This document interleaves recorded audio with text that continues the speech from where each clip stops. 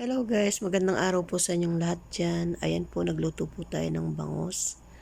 Pinaksiw ko po yung bangos. Tsaka Wow! may ampalaya po siya, may dalawang ampalaya pa pong natira. Nilagay ko na po para hindi na lang po masira. Ayan po yung bangos po natin. Nilinisin natin mabuti, tapos lagay po natin sa kaserola. Timplahan na po natin siya, lagyan ng suka, konting toyo, tsaka konting tubig. Luya, bawang, sibuyas, tsaka may sili, labuyo po yan. Tsaka po syempre yung ampalaya. Ayan guys. Tapos pakuloyin muna po natin para yung suka po hindi po sariwa siya. Ayan guys, tapos lagyan po natin konting bechin para mas masarap siya.